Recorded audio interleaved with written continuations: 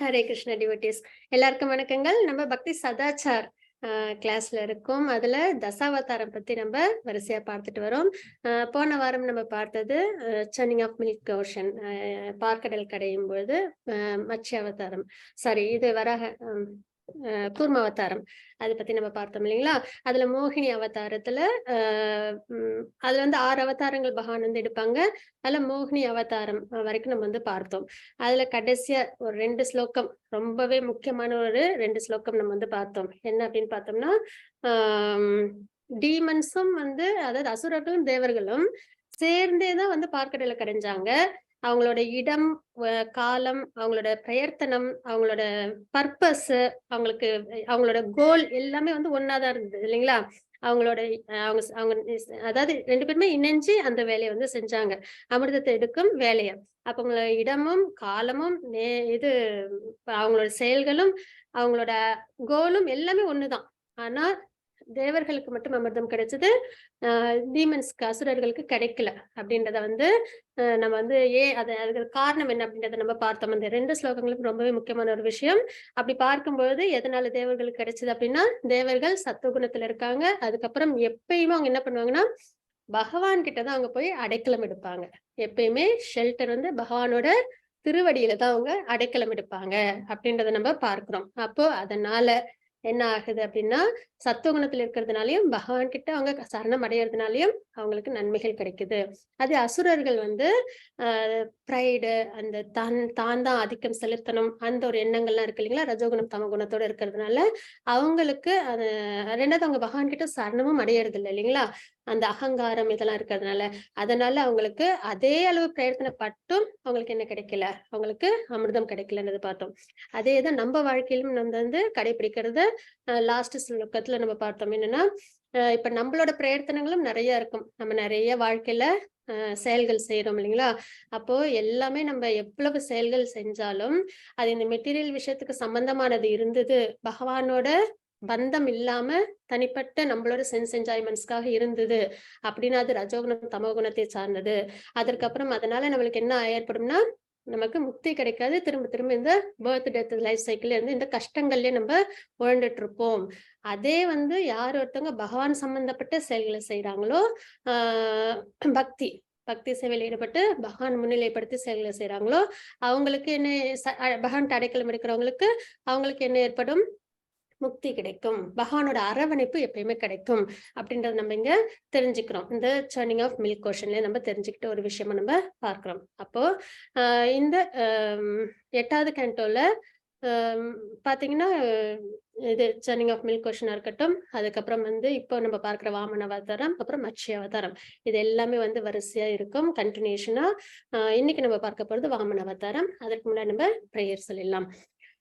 ஓம் அஜ்ஞானதிமிரந்தஸ்ய ஞானாஞ்சனசலாகயா சக்ஷரோன்மிலிதம் மேன தஸ்மை ஸ்ரீ குருவே நமः. ஸ்ரீ சைத்தன்ய மனோபீஷ்டம் ஸ்தாபிதம் மேன பூதலே ஸ்வயம் ரூப கதாமக்யம் ததாதி ஸ்வபதாந்திகம் வந்தேகம் ஸ்ரீகுரு ஸ்ரீயுதபதகமலம் ஸ்ரீகுருன் வைஷ்ணவாம்ச ஸ்ரீரூபம் சாக்ரஜாதம் சஹன ரகுநாதான்விதம் தம் சஜீவம் சாத்வைதம் சாவதூதம் பரிஜன சகிதம் கிருஷ்ண சைத்தன்ய தேவம் ஸ்ரீராதா கிருஷ்ண பாதான் சஹன லலிதா ஸ்ரீ விஷாகான்விதாம்ச.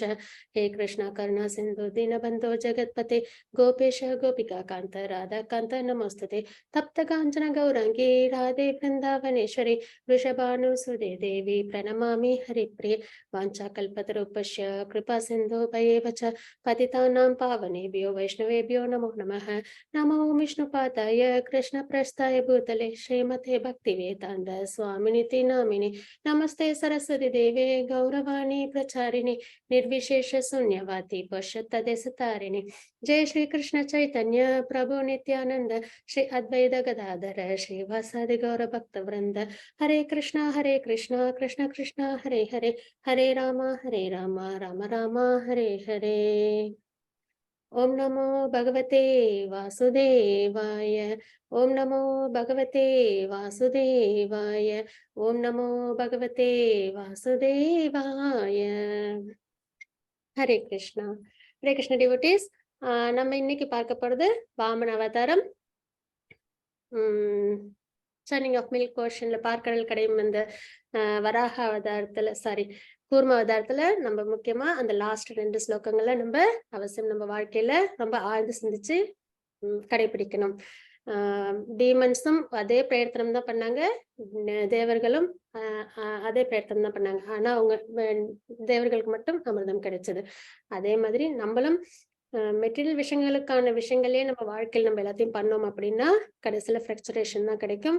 அதே பகவானுக்கான பக்தி சேவையில ஈடுபட்டோம் அப்படின்னா பகவான் கிட்ட சரணம் அடைஞ்சோம்னா நமக்கு வாழ்க்கையில முக்தி கிடைக்கும் அப்படின்ற ஒரு விஷயத்தை தாத்பரியத்தை நம்ம ஸ்ட்ராங்கா நம்ம மனசுல உள்வாங்கிக்கணும். இன்னைக்கு நம்ம பார்க்க போறது வாமன அவதாரம்.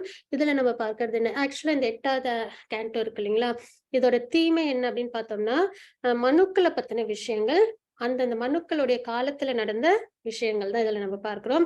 மொத்தம் பிரம்மாவோட ஒரு நாள் கணக்குல 14 மனுக்கள் அப்படின்னு நம்ம பார்க்கிறோம் இல்லைங்களா. அப்ப அந்த 14 மனுக்களுக்கும் ஒரு அட்மினிஸ்ட்ரேஷன், இப்ப எந்த ஒரு ஆர்கனைசேஷனும் எடுத்தோம்னா அட்மினிஸ்ட்ரேஷன் சைடுன்னு இருப்பாங்க இல்லைங்களா. அந்த மாதிரி ஒரு மனு காலத்திலும் பாத்தீங்கன்னா பகவான் வந்து அவங்களே வந்து எக்ஸ்பேண்ட் ஆகியிருப்பாங்க. அப்புறம் அவங்களே வந்து அப்பாயிண்ட்டும் பண்ணியிருப்பாங்க அந்த அட்மினிஸ்ட்ரேஷன்ஸ் சைட்ல உள்ளவங்கலாம். அது யாருன்னு பாத்தீங்கன்னா மொத்தம் 6 பேர் இருப்பாங்க. ஒண்ணு வந்து மனு, அதாவது 14 மனுக்கள் வந்து ஒரு நாள் பிரம்மாவோட ஒரு நாளுக்கு வருவாங்க அப்படின்றத நம்ம தெரிஞ்சிருக்கோம் இல்லைங்களா. அப்போ 14 மனுல அந்த மனுவா இருக்காங்க இல்லைங்களா அவங்க, அதுக்கப்புறம் மனுவோட மகன்கள், அப்புறம் 7 ரிஷிகள், அதுக்கப்புறம் தேவர்கள், அப்புறம் தேவர்களோட அரசன் இந்திரன், அப்புறம் ஒரு மனுவோட அவதாரத்திலயும் மன்வந்திர அவதாரம் பகவானே ஒரு அவதாரம் எடுப்பாங்க. அப்ப இந்த 6 பேரும் சேர்ந்துதான் அந்த மனுவோட காலத்தில் உள்ள எல்லா விஷயங்களையும் வந்து பரிபாலிக்கிறது அப்படின்றத நம்ம இந்த 8வது கேண்டோல இருந்து நம்ம தெரிஞ்சுக்கிறோம். அதாவது 6 பேர், ஒண்ணு மனு, மனுவோட மகன்கள், 7 ரிஷிகள், தேவர்கள், தேவர்களோட அரசன் இந்திரன், அதுக்கப்புறம் ஒரு மனுவோட காலத்திலும் ஒரு மன்வந்திர அவதாரம்னு பகவான் எடுப்பாங்க. அந்த அவதாரம் இந்த 6 பேரும் இணைந்து அந்த மனுவோட காலத்தில் உள்ள செயல்கள் எல்லாம் கவனிச்சுப்பாங்க அப்படின்றத நம்ம இந்த 8வது கேண்டோல நம்ம தெரிஞ்சுப்போம். அதுல ஃபர்ஸ்ட் கேண்டோல 4 மன்வந்திர பத்தி சுகதேவ கோஸ்வாமி பரீட்சித் மகாராஜுக்கு எக்ஸ்பிளைன் பண்ணிருப்பாங்க. அதுக்கப்புறம் கஜேந்திர மோட்சம் கொடுத்திருப்பாங்க. அதுக்கப்புறம் 5வது அத்தியாயத்துல பாத்தீங்கன்னா 5வது மனுவை பத்தியும் 6வது மனுவை பத்தியும் பார்ப்போம். அதுலதான் நம்ம பார்த்தது சமுத்திரத்தை கடையும் அந்த விஷயங்கள் நம்ம பார்த்தோம் இல்லைங்களா. அதுல 5வது மனு, ரைவத்த மனு, சக்ஷுஷ மனு, 6வது மனு, இவங்களை பத்தி எல்லாம் நம்ம பார்த்தோம். அவங்களோட ரிஷிகள், அவங்களோட இந்திரன் யார் அப்படின்றதெல்லாம் பார்த்தோம். அப்பதான் வந்து 5வது மனு காலத்துல வைகுண்டா அப்படின்ற ஒரு அவதாரம் பகவான் எடுக்கிறாங்கன்ற பார்த்தோம். அது 6வது மனு சக்ஷுஷ காலத்துல அஜிதா அவங்க வந்து அவதாரம் எடுக்கிறாங்க, பகவான் வந்து அஜிதாவா அவதாரம் எடுக்கிறாங்க அப்படின்றத பார்த்தோம். அவங்கதான் கூர்ம அவதாரமாவும் மாறுறாங்க அப்படின்றத நம்ம பார்த்தோம் இல்லைங்களா. அப்போ 12வது அத்தியாயம் வரைக்கும் 6வது மனு வரைக்கும் நம்ம பார்த்துட்டு இருப்போம். 13ல இருந்து அதாவது அதுக்கப்புறம் வர கேண்டோஸ்ல 13வது கேண்டோஸ்ல பாத்தீங்கன்னா 7வது மனு, இப்ப நம்ம இருக்கோம் இல்லைங்களா வைவஸ்வத மனு, அவங்கள பத்தியும் அதுக்கப்புறம் உள்ள 14 மனுக்களை பத்தியும் நம்ம 13வது அத்தியாயத்திலையும், 14ல பாத்தீங்கன்னா எல்லா மனுக்களோட ரோல்ஸ் என்ன, அவங்களோட ரெஸ்பான்சிபிலிட்டிஸ் என்ன அப்படின்றத சுகதேவ கோஸ்வாமி விளக்கியிருப்பாங்க. சரி, நம்ம எதுக்கு இந்த டீடைல்ஸ் எல்லாம் பாக்குறோம் அப்படின்னு பாத்தீங்கன்னா இப்ப வாமன அவதாரம் நம்ம பார்க்க போறோம் இல்லைங்களா. அப்போ 13வது அத்தியாயத்துல சுகதேவ கோஸ்வாமி சொல்லியிருப்பாங்க 7வது மனு, அதாவது வைவஸ்வத மனுவை பத்தியும் அதுக்கப்புறம் உள்ள மிச்சம் 14, அத 14வது மனு வரைக்கும் இருப்பாங்க இல்லைங்களா, ஒரு நாள் பிரம்மாவோட ஒரு நாள் காலத்துல அவங்கள பத்தின விஷயங்களும் சொல்லியிருப்பாங்க. அப்ப வாமன அவதாரம் எதுல வருதுன்னா 7வது மனுவோட காலத்தில் வருது. பகவான் வந்து அவதாரம் எடுக்கிறாங்கன்றத பார்க்கிறோம். அதாவது 7வது மனுவோட காலத்துல வாமன அவதாரமா எடுக்கிறாங்க. அப்ப என்ன அவங்களோட ஆக்டிவிட்டிஸ்ன்னு பாத்தீங்கன்னா பலி மகாராஜ் கிட்ட 3 அடி நிலம் கேட்கிறாங்கன்றத நம்ம பார்க்கிறோம். அதற்கப்புறம் அதாவது அதுவும் என்னன்னா எல்லா உலகத்துக்கும் உருவாக்குனது, எல்லாத்துக்கும் அதாவது மெயின்டெனர் கண்ட்ரோலர் தான் யாருன்னு பார்த்தோம்னா நம்ம பகவான் இல்லைங்களா. ஆனா அவங்க என்ன பண்றாங்க, ஒரு புவர் பிராமணனா போய் பலி மகாராஜ் கிட்ட அவங்க 3 அடி நிலம் கேட்டு அவங்க பெக் பண்றாங்க அப்படின்றத நம்ம பார்க்கிறோம். அது எந்த மனுவோட காலத்துல, 7வது மனுவோட காலத்துல. அதே 8வது மனுவோட காலத்துல என்ன ஆகுதுன்னு பாத்தீங்கன்னா பலி மகாராஜ் இந்திரனா வராங்க. அந்த 6 பேர் இருக்காங்க இல்லைங்களா, ஒரு மனுவோட ஆட்சி காலத்தப்பையும் அவங்கதான் வந்து ஆக்டிவிட்டிஸ் பாக்குறாங்க. அப்போ அடுத்து வர மனுவோட காலத்துல இந்திரனா யார் இருப்பாங்க அப்படின்னு பார்த்தோம்னா பலி மகாராஜ். இந்த இதுல இருந்து 7வது மனுவோட காலத்துல இருந்த பலி மகாராஜ் தான் 8வது மனுவோட காலத்துல இந்திரனா வராங்க. இது எதனால நம்ம தெரிஞ்சுக்கணும்னு பாத்தீங்கன்னா, பகவான் வந்து பலி மகாராஜ் கொடுத்த பெனிடிக்ஷன், அவங்களுக்கு பகவான் கொடுத்த அனுகிரகம் அது அப்படின்றத நம்ம தெரிஞ்சுக்கிறோம். அப்போ இதுதான் வந்து ஒரு முன்னுரையா நம்ம பார்க்கிறோம். அதாவது 8வது கேண்டோக்கே உள்ள முன்னுரை இது. இப்ப நம்ம 15வது அத்தியாயத்துல இருந்து 23 வரைக்கும் பாத்தீங்கன்னா எல்லாமே வந்து எதை பத்தி இருக்கும்னா வாமன அவதாரம் பத்தி தான் இருக்கும். அதுல நம்ம இப்ப பார்க்க போறது 15வது அத்தியாயம். ஹரே கிருஷ்ணா. ஜானகிராமன் பிரபுஜி படிக்கலாமா மாதாஜி? ஃபர்ஸ்ட் 2 ஸ்லோகா படிக்கட்டுங்களா? முன்னுரை படிக்கணும் ஜெயஸ்ரீ மாதாஜி. அது ஓகே. இவங்க பிரபுஜி படிக்கிறேன்னு சொல்லியிருந்தாங்க. ஓகே மாதாஜி. ஓகே. ஹரே கிருஷ்ணா. அத்தியாயம் 15. பலி மகாராஜன் சொர்க்கலோகங்களை கைப்பற்றுதல். விஸ்வஜித் யஜ்ஞத்தை செய்து முடிந்த பின் பலி மகாராஜன் எப்படி ஒரு ரதத்தையும் யுத்தத்திற்கு தேவையான பல்வேறு வகையான உபகரணங்களையும் வரமாக பெற்றார் என்பதையும் இவற்றை கொண்டு அவர் எப்படி சொர்க்கராஜனை தாக்கினார் என்பதையும் இந்த அத்தியாயம் விவரிக்கிறது. அவரிடம் அச்சம் கொண்ட தேவர்கள் அனைவரும் அவர்களது குருவின் உபதேசத்தின்படி சொர்க்கலோகங்களை விட்டு வெளியேறிவிட்டனர். பலி மகாராஜிடமிருந்து 3 அடி நிலத்தை யாசிப்பதை சாக்காக கொண்டு பகவான் வாமன தேவர் எப்படி அனைத்தையும் பறித்து கொண்டு அவரை கைது செய்தார் என்பதை பரிசுத்த மகாராஜன் அறிய விரும்பினார். இவ்விசாரணைக்கு பின்வரும் விளக்கத்துடன் சுகதேவ கோஸ்வாமி பதிலளிக்கிறார். இக்காண்டத்தின் 11ஆம் அத்தியாயத்தில் விளக்கப்பட்டுள்ளது போல தேவர்களுக்கும் அசுரர்களுக்கும் இடையிலான போரில் பலி தோற்று போய் மரணமடைந்தார். ஆனால் சுக்கராச்சாரியன் கருணையால் தமது உயிரை அவர் திரும்ப பெற்றார். இவ்வாறாக தமது ஆன்மீக குருவான சுக்கராச்சாரியன் சேவையில் அவர் தம்மை ஈடுபடுத்திக் கொண்டார். பிருகுவின் சந்ததியினர் அவரிடம் திருப்தி அடைந்து அவரை விஸ்வஜித் யாகத்தில் ஈடுபடுத்தினர். அந்த யாகம் நிறைவேறியதும் யாகத்திலிருந்து ஒரு இரதம், குதிரைகள், கொடி, ஒரு வில், கவசம் மற்றும் 2 அம்பார தூணிகளுடன் அம்புகள் ஆகியவை வெளிவந்தன. பலி மகாராஜன் பாட்டனரான பிரகலாத மகாராஜன் வாடாத மலர் மாலை ஒன்றை பலிக்கு வழங்கினார். சுக்கராச்சாரியர் அவருக்கு ஒரு சங்கை வழங்கினார். பலி மகாராஜன் பிரகலாதருக்கும் பிராமணர்களுக்கும் தமது குருவான சுக்கராச்சாரியருக்கும் வணக்கம் தெரிவித்தினார்.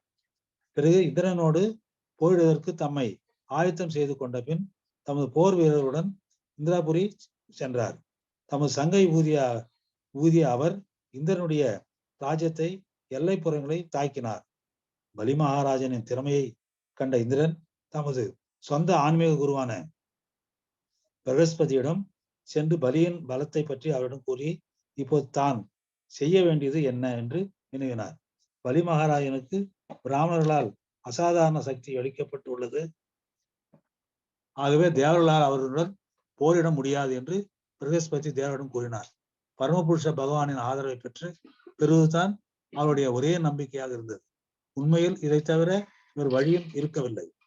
இதன் விளைவாக சொர்க்கலோகங்களை விட்டு வெளியேறி வேற எங்கேயாவது மறைந்திருக்கும்படி பிரகஸ்பதி தேவர்களுக்கு அறிவுரை கூறினார். அவரது உத்தரவை தேவர்கள் பின்பற்றினர். பலி மகாராஜனோ தமது சகாக்களுடன் இந்திரனின் ராஜ்யத்தை முழுவதையும் பெற்றார். பிருகு முனியின் சந்ததியினர் தங்களது சீடரான பலி மகாராஜனிடம் மிகவும் அன்பு கொண்டிருந்ததால் அவரை 100 அஸ்வமேத யாகங்களை செய்வதில் ஈடுபடுத்தினர். இவ்விதமாக பலி சொர்க்கலோகங்களின் செல்வங்களை அனுபவித்தார். Hare Krishna Mataji. Hare Krishna Prabhuji. Thank you so much Prabhuji. Hare Krishna. இது நம்ம இப்ப பார்க்கிறது 15வது அத்தியாயம்.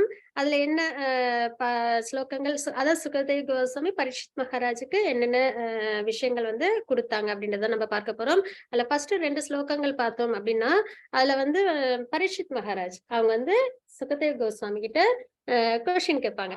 அதாவது பூத ஈஸ்வரா பகவானோட பேர், அதாவது பூத ஈஸ்வரன் போது இந்த உலகமே வந்து யாரோடது, அதாவது ஸ்பிரிச்சுவல் உலகம், மெட்டீரியல் உலகம் எல்லாமே பகவானோடது இல்லைங்களா? அப்படி இருக்கும்போது அப்படிப்பட்ட பகவான் எதற்காக 3 அடி மண் கேட்டு பலி மகாராஜ் கிட்ட, அதுவும் ஒரு ஏழை பிராமணனா அவங்க வந்து யாசகம் கேட்டு போனாங்க, அதை பத்தி எனக்கு விளக்கமா சொல்லுங்க அப்படின்ற ஒரு கொஸ்டின் கேக்குறாங்க. இது ஃபர்ஸ்ட் ஸ்லோகம், ரெண்டாவது ஸ்லோகம். அதுல வந்து இதுல இந்த இந்த விஷயங்கள் இருக்கு. இது பரீட்சித் மகாராஜ் சுகதேவ் கோஸ்வாமி கிட்ட கேட்கிற விஷயங்கள். அதற்கப்புறம் இன்னொரு விஷயமும் என்ன அப்படின்னு பார்த்தோம்னா, இன்னொரு கொஸ்டினும் கேக்குறாங்க. பலி மகாராஜுக்கு தான் வந்து கேட்டதை கொடுத்துட்டாங்களே, பலி மகாராஜ் வந்து வாமன அவதாரத்துல பகவான் வந்து கேட்டதை கொடுத்துட்டாங்க, ஆனாலும் அவங்க எதற்காக கைதி பண்ணாங்க அப்படின்ற ஒரு விஷயமும் எனக்கு தெரியணும். அதுதான் வந்து எனக்கு ரொம்ப ஆர்வமா இருக்கு. அதாவது பகவான் ஏன் வந்து எல்லாத்துக்கும் சொந்தம் பகவான் தான், அதாவது எல்லாமே பகவானோடது. அப்படி இருக்கும்போது அவங்க ஏன் ஒரு புவர் பிராமணனா வந்து அவங்க வந்து யாசகம் கேட்கிறாங்க. அதற்கப்புறம் அப்படி கேட்ட யாசகத்தையும் பலி மகாராஜ் கொடுத்ததுக்கு அப்புறமும் அவங்களை எதற்காக அவங்க கைதி பண்ணாங்க. இந்த 2 விஷயமும் எனக்கு நீங்க அவசியம் சொல்லணும். இது வந்து ரொம்ப கான்ட்ராவா இருக்கு அப்படின்னு சொல்லி அவங்க வந்து கேக்குறாங்க. அப்போ சுகதேவ் கோஸ்வாமி அவங்களுக்கு விளக்கங்களை கொடுக்க ஆரம்பிக்கிறாங்க. சரிங்களா? இதுல என்ன அப்படின்னு பார்த்தோம்னா,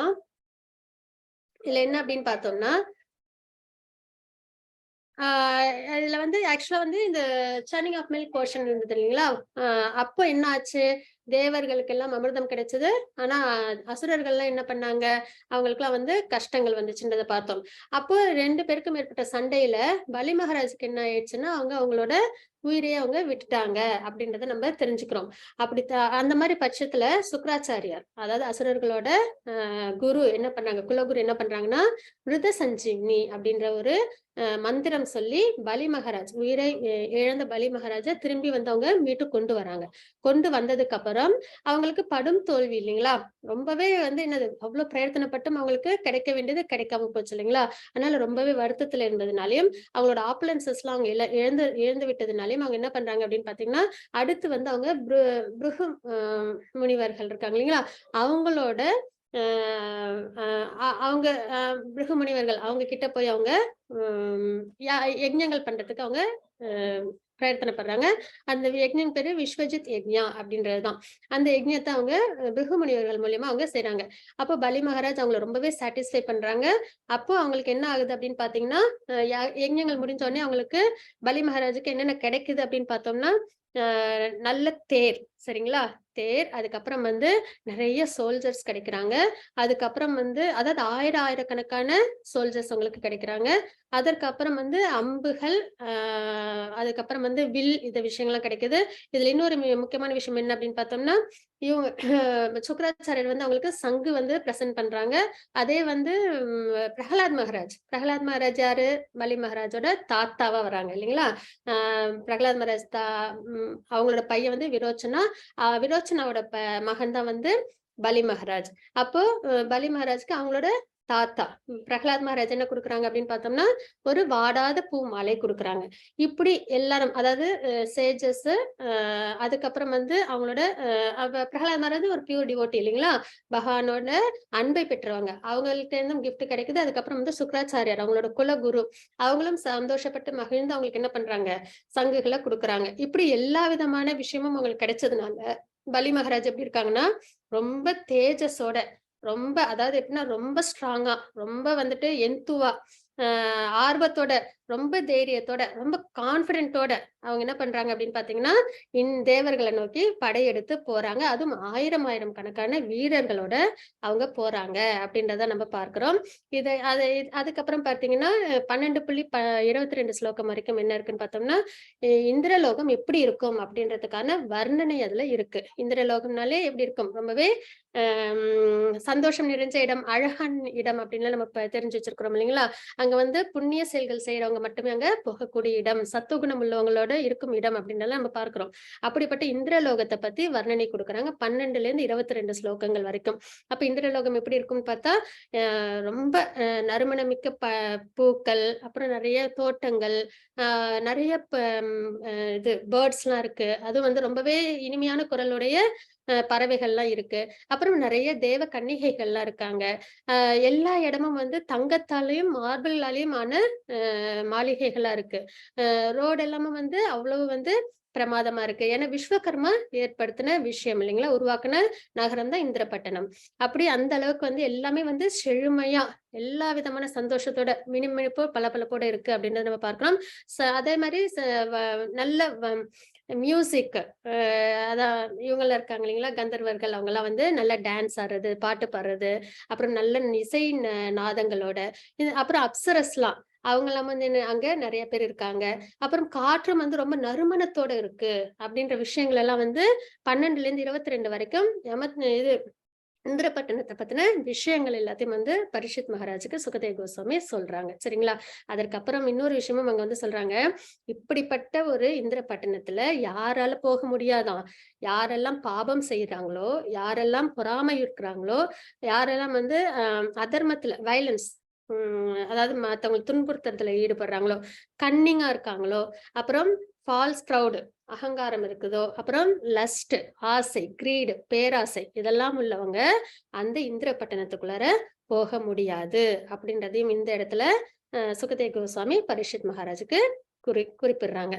அப்போ இப்ப என்ன ஆகுது அப்படின்னு பாத்தீங்கன்னா, இந்திரப்பட்டணத்தை பத்தியும் சொல்லியாச்சு. பலி மகாராஜ் எப்படி இருக்காங்க, ரொம்பவே ஸ்ட்ராங்கா, ரொம்பவே பவர்ஃபுல்லா, ரொம்ப கான்பிடன்ஸோட, ரொம்ப தைரியத்தோட என்ன பண்றாங்க, அவங்க வந்து சொர்க்கத்தை நோக்கி இந்திரன்கிட்ட போர் பண்றதுக்காக போறாங்க இல்லைங்களா. அப்போ இந்திரனுக்கு பார்த்த உடனே, பலி மகாராஜை பார்த்த உடனே, அந்த தேஜஸ், பிரம்ம தேஜஸ பார்த்த உடனே அவங்களுக்கு பயம் வந்துருது. போரே பண்றதுக்கு அவங்க தயாராவே இல்ல. அந்த அளவுக்கு அவங்களுக்கு பயம் வந்துருது. உடனே அவங்க என்ன பண்றாங்க அப்படின்னு பார்த்தோம்னா, அவங்களோட குலகுரு பிரகஸ்பதி கிட்ட போய் முறையிடுறாங்க.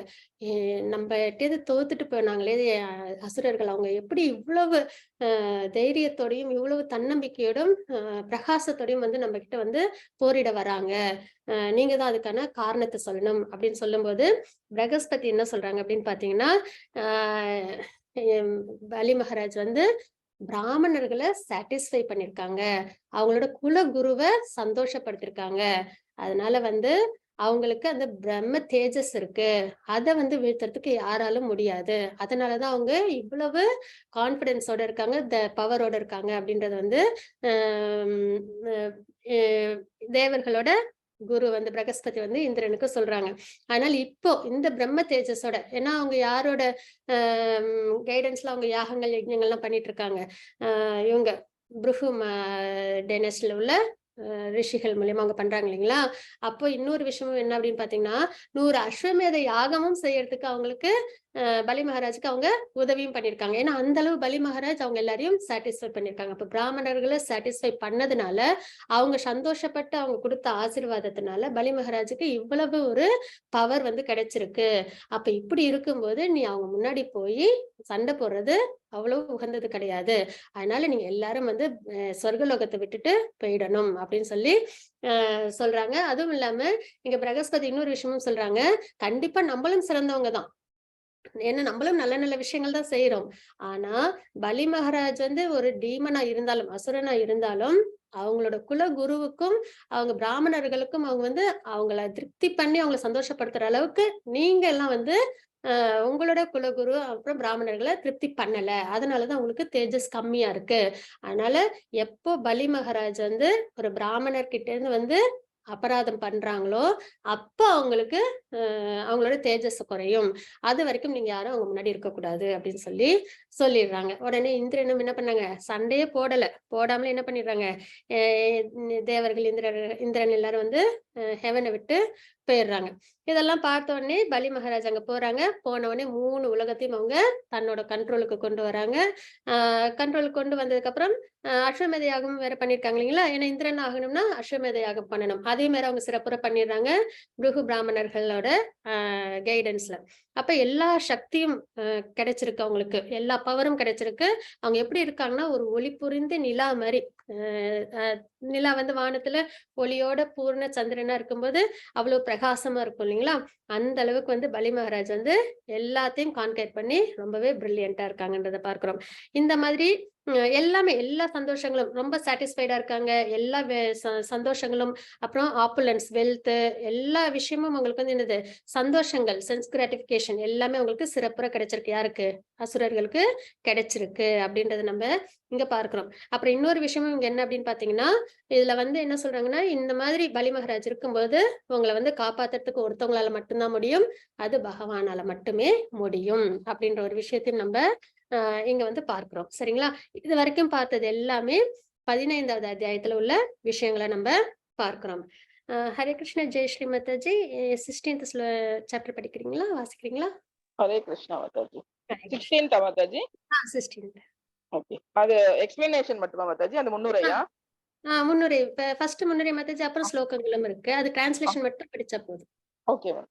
இந்த அத்தியாயத்தில் விவரிக்கப்படுவது போல் தேவர்களின் தாயான அதிதி பெரும் துன்பத்திற்கு ஆளானதால் அவளது புத்திரர்களின் நன்மைக்காக எப்படி விரதங்களை அனுஷ்டிப்பது என்பதை பற்றி அவளது கணவரான கஷ்யப்ப முனிவர் அவளிடம் கூறினார்.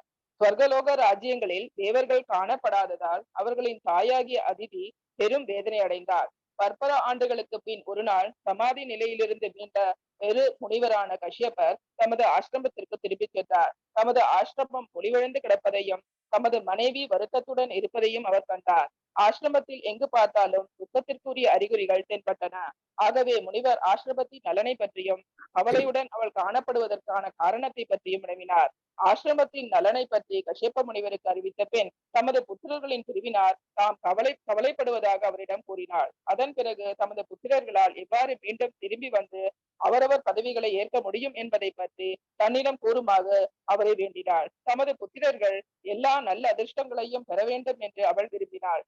அதிதியின் வேண்டுகோளினால் திகைப்படைந்த கஷ்யப்ப முனிவர் தன்னுணர்வை பற்றிய தத்துவம், ஜடத்திற்கும் ஆன்மீகத்திற்கும் இடையிலுள்ள வேறுபாடு மற்றும் பௌதீக நஷ்டத்தால் எப்படி பாதிப்படையாமல் இருப்பது எனும் விஷயங்களை பற்றி அவளுக்கு உபதேசித்தார். ஆனால் உபதேசங்களை கொடுத்த பின்னரும் அதிதி திருப்தி அடையாததை கண்ட கஷ்யப்ப முனி வாசுதேவரான ஜடார்த்தனை வழிபாடுமாறு அவளுக்கு அறிவுரை கூறினார். வாசுதேவனால் மட்டுமே அவளை திருப்திப்படுத்தி அவளது ஆசைகள் அனைத்தையும் நிறைவேற்ற முடியும் என்று அவளுக்கு அவர் உறுதி கூறினார். அதிதி பிறகு பகவான் வாசுதேவனை வழிபடும் தமது விருப்பத்தை வெளிப்படுத்தினார். பிரஜாபதியான கஷ்யப்பரும் பயோ விரதம் எனப்படும் ஒரு வழிபாட்டு முறையை பற்றி அவளிடம் கூறினார். இது 12 நாட்களில் செய்யப்பட வேண்டியதாகும். இம்முறையினால் பகவான் ஸ்ரீ கிருஷ்ணரை எப்படி திருப்தி செய்வது என்னும் முறையை பிரம்மதேவர் அவருக்கு உபதேசம் செய்திருந்தார். இவ்வாறாக இவ்விரதத்தையும் அதன் கட்டுப்பாட்டு விதிகளையும் மேற்கொள்ளும்படி தமது மனைவிக்கு அவர் அறிவுரை கூறினார். ஹரே கிருஷ்ணா மாதாஜி.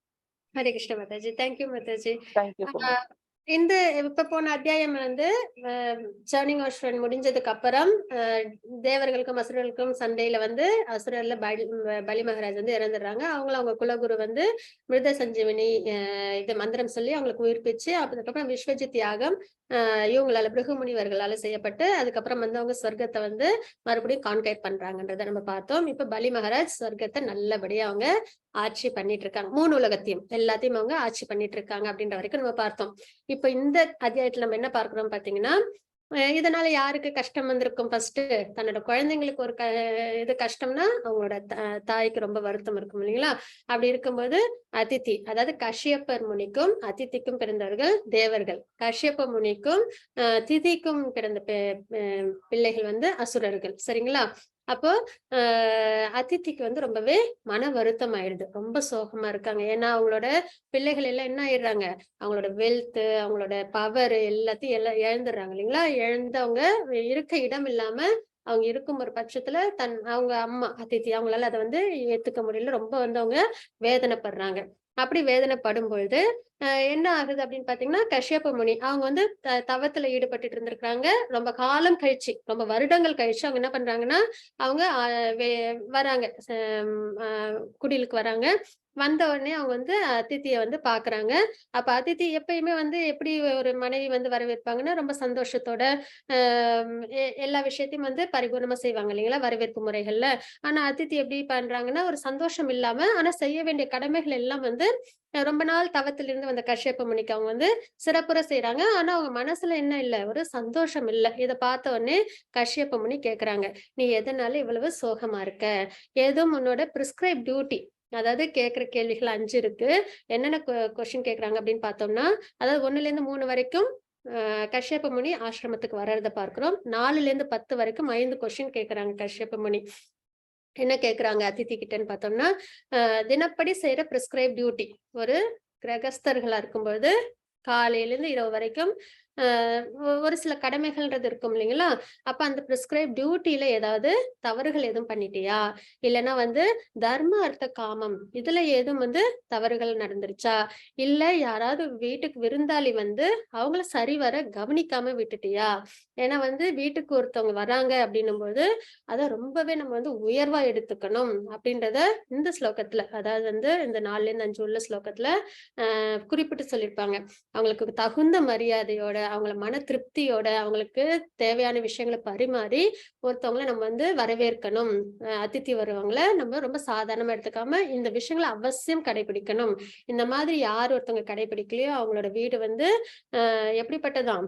ஜாக்கல்ஸ், நரிகள் வாழற இடம் அப்படின்றது இங்க குறிப்பிட்டு சொல்லியிருக்காங்க.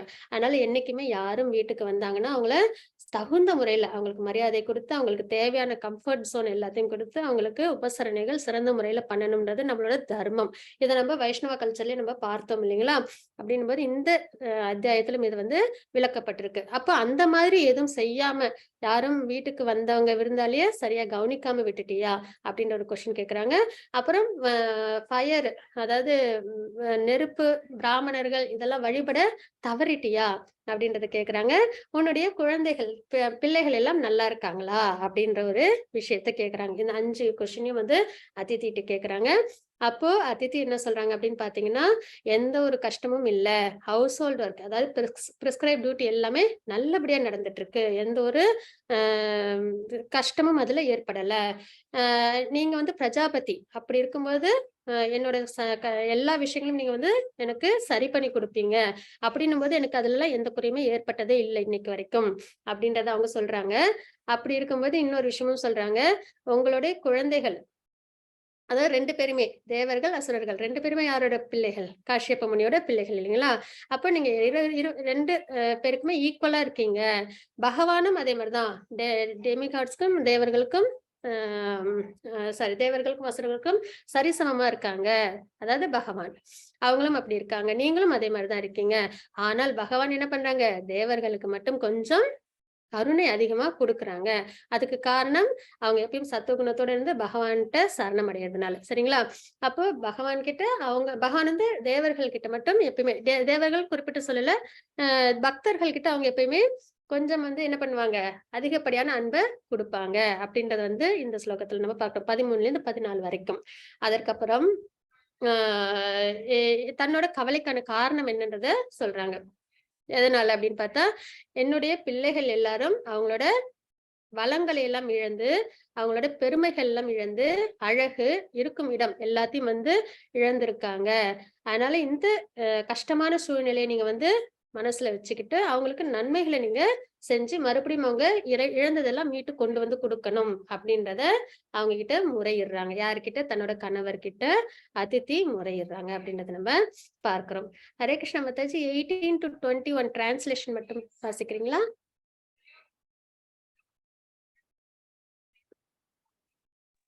எத்தனை ஸ்லோகம் மாதாஜி? 18 to 21. இதே இல்லையா மாதாஜி? அதே அத்தியாயம் தான். இப்போ வர்றது இந்த 18ல இருந்து 21 ஸ்லோகங்கள் வரைக்கும் கஷ்யப முனி அதித்திக்கு கொடுக்குற அட்வைஸ், அதாவது தன்னோட மனைவி சோகத்துல இருக்காங்க, தன்னோட குழந்தைங்களுக்கு கஷ்டம்ன்றதுல இல்லைங்களா? அப்ப அவங்க என்ன அட்வைஸ் கொடுக்குறாங்க அப்படின்றத நம்ம பார்க்கணும். அதே நம்மளும் எடுத்துக்கணும் வாழ்க்கையில. மாதாஜி 18 to 21 டிரான்ஸ்லேஷன் மட்டும் படிக்கட்டுமா? நான் படிக்கட்டுமா மாதாஜி? அவசியம் மாதாஜி.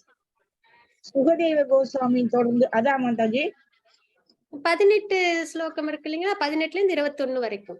சுகதேவ கோஸ்வாமி தொடர்ந்து கூறினார், இவ்வாறு கஷ்யப முனிவரை அதித்தி வேண்டிக் கொண்ட போது அவர் லேசாக புன்னகை செய்து பின்வருமாறு கூறினார். ஐயோ பாவம், விஷ்ணுவின் மாய சக்தி எவ்வளவு சக்தி வாய்ந்ததாக இருக்கிறது.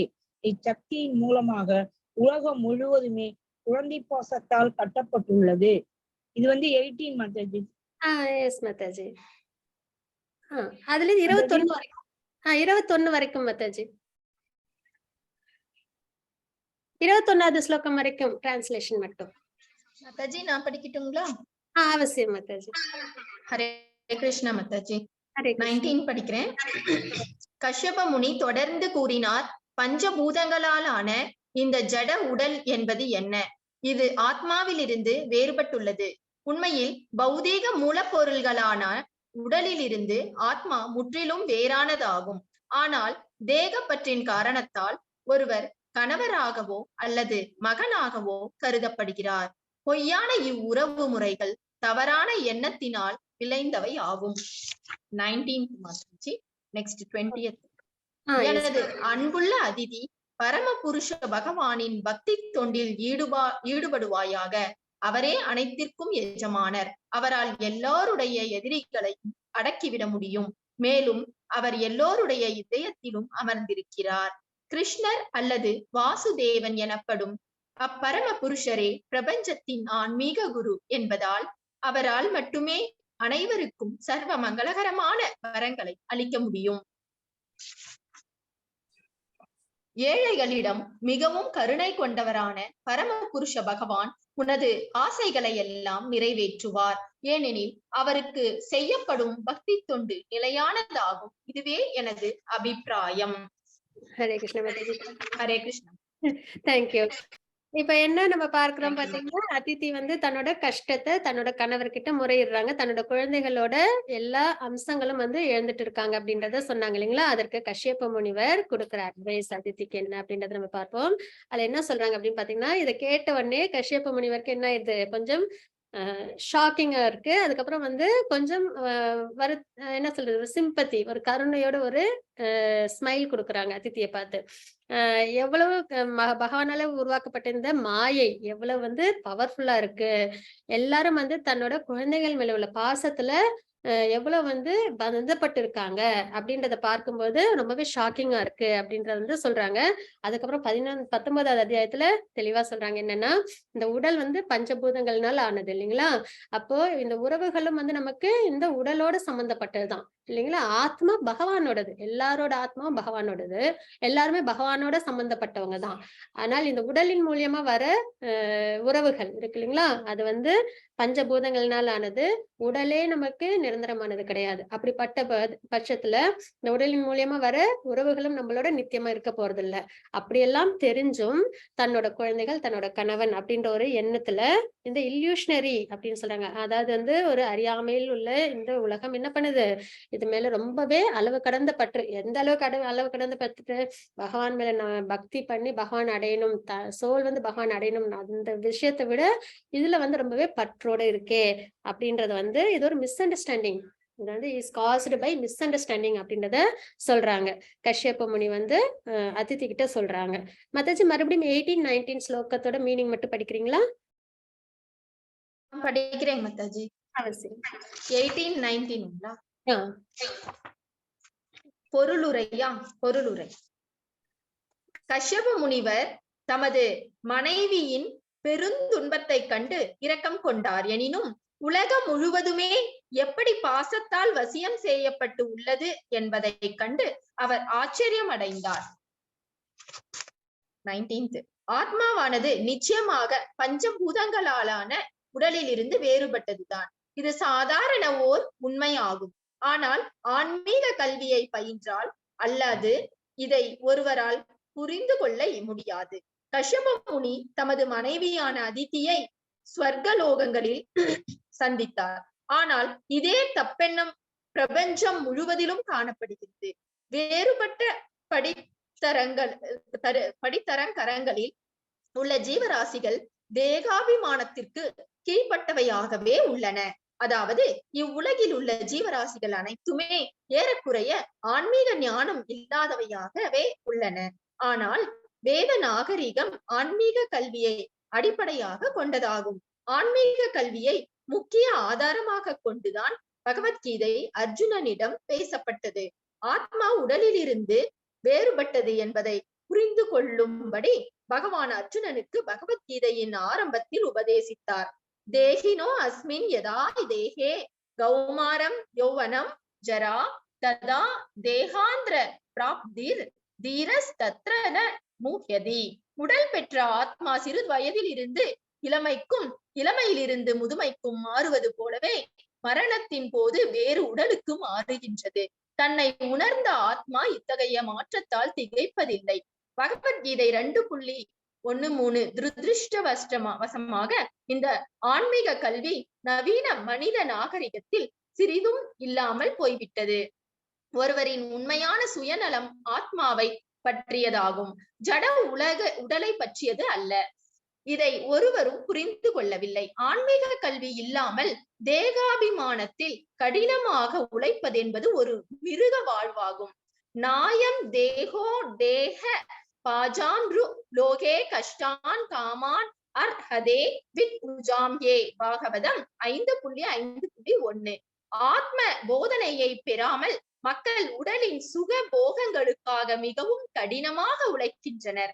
இவ்வாறாக அவர்கள் மிகவும் ஆபத்தான ஒரு நாகரிகத்தில் வாழ்கின்றனர். ஏனெனில் ஆத்மா ஓரிடத்தில் இருந்து மற்றொன்றுக்கு மாறுவதென்பது தவிர்க்க முடியாத ஓர் உண்மையாகும். ததா தேகாந்திர பிராப்தக. ஆன்மீக கல்வியை பெறாத மக்கள் அறியாமை இருளிலேயே மூழ்கி கிடக்கின்றனர். மேலும் தற்போதைய உடல் அழிந்த பிறகு என்ன நடக்கப் போகிறது என்பது அவர்களுக்கு தெரியாது. குருடர்களான தலைவர்கள் வழிகாட்ட அவர்களும் குருட்டுத்தனமாக உழைக்கின்றனர். ஆந்தா யதாந்தைர் உபனியமானாஸ் தே வீஷ தந்திரியாம் குரு தாம்னி பக்தா. பாகவதம் 7.5.31. ஸ்ரீ தான் முற்றிலும் ஜட இயற்கையின் கட்டுப்பாட்டில் இருப்பதையும் மரணத்திற்கு பிறகு ஜட இயற்கை ஒரு குறிப்பிட்ட வகையான உடலை நம் மீது சுமத்தும் என்பதையும் இதை நாம் ஏற்றுத்தான் ஆக வேண்டும் என்பதையும் முட்டாள் ஒருவன் அறியவில்லை. அவனது தற்போதைய உடலில் அவன் ஒரு முக்கியமான மனிதனாக இருக்கக்கூடும் என்றாலும் அறியாமையால் ஜட இயற்கை குணங்களில் செயற்படுவதால் அடுத்ததாக ஒரு மிருகத்தின் அல்லது மரத்தின் உடலை அவன் பெறக்கூடும் என்பதை அவன் அறியவில்லை. ஆகவே ஆன்மீக வாழ்வெனும் உண்மையான ஒளியை எல்லா ஜீவராசிகளுக்கும் வழங்க கிருஷ்ண பக்தி இயக்கம் முயன்று வருகிறது. இந்த இயக்கத்தை புரிந்து கொள்வது கஷ்டமல்ல. மேலும் மக்கள் இதை நன்கு பயன்படுத்திக் கொள்ள வேண்டும். ஏனெனில் பொறுப்பற்ற வாழ்வின் அபாயத்தில் இருந்து இது அவர்களை காப்பாற்றும். ஹரே கிருஷ்ண மாதாஜி. ஹரே கிருஷ்ண மாதாஜி. தேங்க்யூ மாதாஜி. டிரான்ஸ்லேஷன் மட்டும் போடுவது வேண்டாம். தேங்க்யூ மாதாஜி. படித்ததுல சந்தோஷம். என்ன அப்படின்னா, நம்ம முக்கியமா கஷ்யப்பர் கொடுத்த அட்வைஸ் என்னன்னா, இந்த ஜட உடல் சம்பந்தப்பட்ட விஷயம் தான் உறவுகளும். ஜட உடலும் நிரந்தரமல்ல, அதே மாதிரி உறவுகளும் நம்ம கூட வரப்போறது இல்லை அப்படின்னும் போது அதற்காக நிறைய வருத்தப்படுறது இதெல்லாம் ரொம்பவே ஆச்சரியமான ஒரு விஷயம் அப்படின்றது அதித்தி கிட்ட சொல்றாங்க. அப்படி இருக்கும்போது இருந்தாலும் அந்த ஒரு தாய் பாசம் இருக்கும் இல்லைங்களா?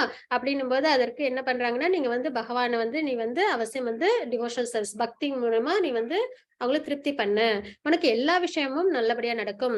அடுத்தது 21வது ஸ்லோகத்துல சொல்லியிருக்காங்க, பூவர் அப்படின்னு சொல்லியிருக்காங்கல்ல, பகவானுக்கு கஷ்டப்படுறவங்க மேல எப்பயுமே பெனிடிக்ஷன் உண்டு, பகவான் காப்பாத்துவாங்கன்னு.